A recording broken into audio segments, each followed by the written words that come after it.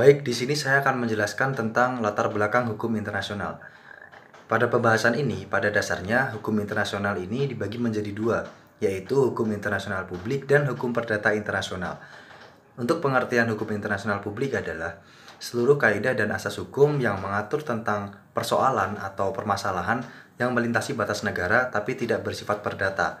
Sedangkan untuk pengertian dari hukum perdata internasional, yaitu seluruh kaidah atau asas hukum yang mengatur tentang persoalan yang melintasi batas negara dan bersifat perdata. Nah, jadi dari kedua pengertian tersebut, sebenarnya sederhananya artinya sama saja, hanya bedanya perdata atau tidak perdata. Nah, secara pengertiannya, dari sini kita sepintas dan secara garis besar kita sudah memahami atau memiliki gambaran umum tentang ruang lingkup dan substansi dari hukum internasional itu sendiri. Saya akan menjelaskan tentang subjek hukum internasional. Dapat diartikan sebagai negara atau kesatuan bukan negara yang dalam keadaan tertentu memiliki kemampuan untuk menjadi pendukung hak dan kewajiban berdasarkan hukum internasional. Kemampuan untuk menjadi pendukung hak dan kewajiban legal capacity ini antaranya lain meliputi 1. How to make a claim. 2. How to make the agreement. 3. To enjoy of privilege and immunity. Kemampuan untuk menjadi pendukung hak dan kewajiban bagi subjek hukum internasional dapat ditinjau dari dua aspek, yaitu 1. Dasar hukum berdirinya. 2. Advisory opinion. Dengan meninjau dua aspek di atas, maka legal capacity dari subjek hukum internasional dalam bentuknya yang modern, di mana subjek hukum internasional tidak hanya terbatas pada negara sebagai satu-satunya subjek hukum internasional. Maka kiranya perlu dikemukakan beberapa subjek hukum internasional yang merupakan kesatuan bukan negara, kasusnya mengenai legal capacity-nya. 2. Bentuk-bentuk subjek hukum internasional. Misalkan subjek hukum internasional yang telah diuraikan di atas, maka dapat kita ketahui bahwa subjek hukum internasional meliputi 1. Negara yang berdaulat. 2. Gabungan negara-negara. 3. Tahta Suci Vatikan. 4. Organisasi baik yang bilateral, regional maupun multilateral. 5. Palang Merah Internasional. 6. Individu. 7. Pemberontakan. Sekian dari saya. Halo, perkenalkan nama saya Hendra Kalis. Di sini saya akan menjelaskan tentang negara yang berdaulat. Satu patokan standar seperti yang tercantum pada asal 1 Konvensi Montevideo, The Convention on Rights and Duties of States of 1933, the state is a person of international law should pass the following qualifications: permanent populations, defined territory, legal government, and capacity to enter into international relation with the other states. Negara berdaulat memiliki unsur konstitutif sebagai berikut. 1. Penduduk yang tetap. Penduduk yang merupakan kumpulan individu-individu yang terdiri dari dua kelamin tanpa memandang suku, bahasa, agama, dan kebudayaan yang hidup dalam suatu masyarakat dan yang terikat dalam suatu negara melalui hubungan yuridis dan politik yang diwujudkan dalam bentuk kewarganegaraan. Penduduk merupakan unsur pokok bagi pembentukan suatu negara. Ini terdapat 3 cara penetapan kewarganegaraan. Yang pertama adalah ius sanguinis. Kemudian ada ius soli. Ada naturalisasi. Suatu negara memberikan kemungkinan bagi warga negara asing untuk memperoleh kewarganegaraan setempat setelah memenuhi syarat-syarat tertentu seperti setelah mendiami negara tersebut dalam waktu yang cukup lama. 3. Adalah pemerintahan. Adalah syarat utama dan terpenting untuk eksistensi suatu negara. Tatanan organisasi dalam suatu negara diperlukan yang nantinya akan mengatur dan menjaga eksistensi negara tersebut. Maka pemerintahan mutlak harus ada dalam suatu negara. Kemudian yang keempat, kemampuan untuk melakukan hubungan-hubungan dengan negara lain.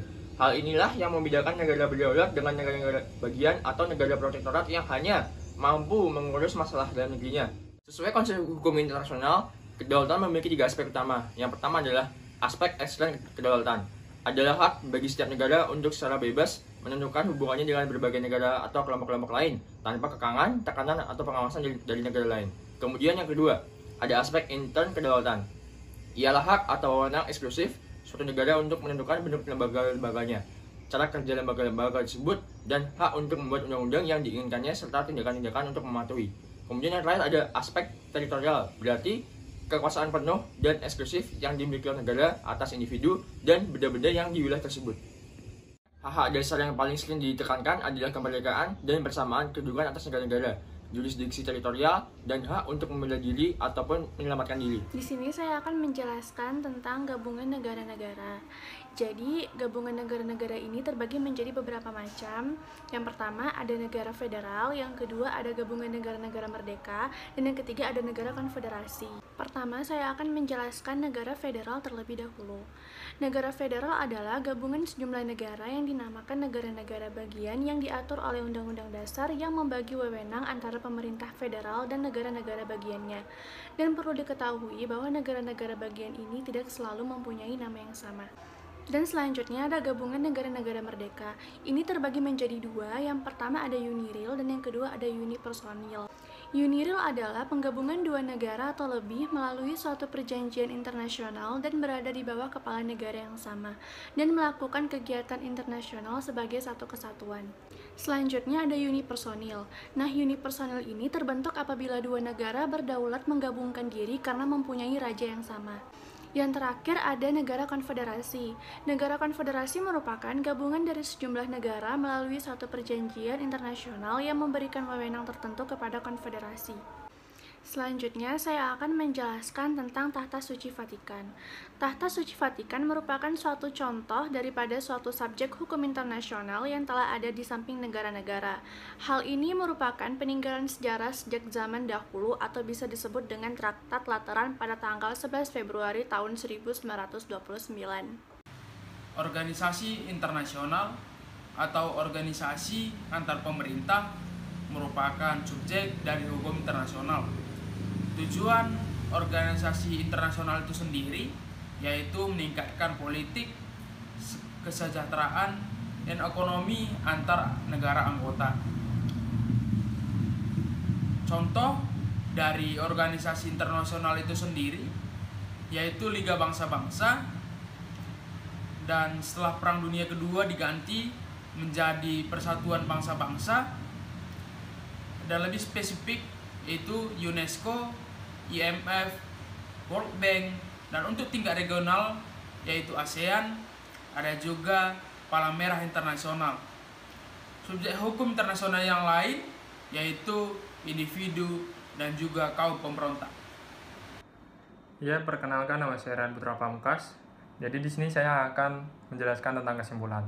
Jadi dapat disimpulkan bahwa subjek hukum internasional adalah semua pihak yang dapat dibebani oleh hak dan kewajiban yang diatur oleh hukum internasional. Negara merupakan subjek hukum terpenting dibanding dengan subjek hukum internasional lainnya.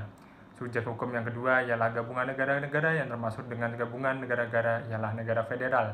Gabungan negara-negara merdeka yang mempunyai dua macam bentuk, yaitu UNIRIL dan unipersonil.